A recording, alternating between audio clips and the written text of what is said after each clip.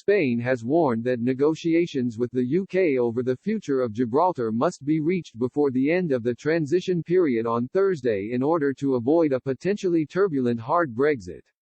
Britain will fully leave the European Union and cut all ties with the bloc at 11 p.m. on December 31.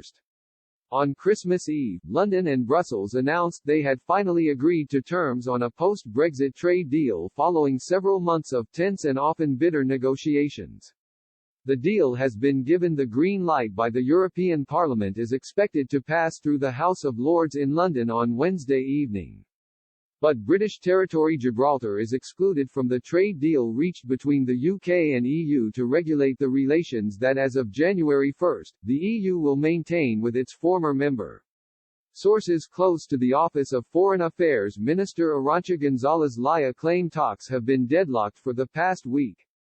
Spain has said the European Border Agency, Frontex, temporarily assumes control of passengers at the port and airport in Gibraltar, which limits the visibility of Spanish agents.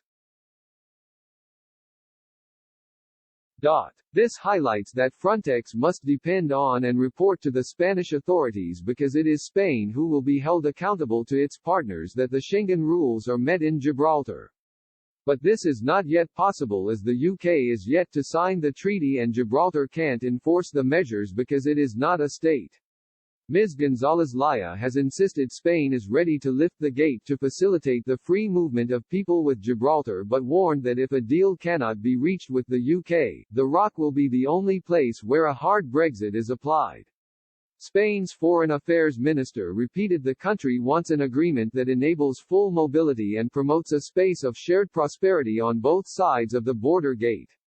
She vowed she would continue negotiating until the last second of 2020 to prevent Gibraltar from becoming a hard border for the EU, but Ms. González Laya warned that if an agreement can't be struck with Britain, passports will have to be stamped to enter or leave Gibraltar. This would exclude the 15,000 people previously registered cross-border workers, for whom an identity document will be sufficient.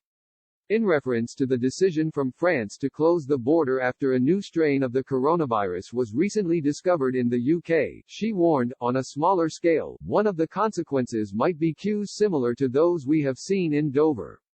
In a further warning, Ms. González Laya also sent a reminder that the personal benefits enjoyed by the British from the Brexit deal will not be felt by Gibraltarians.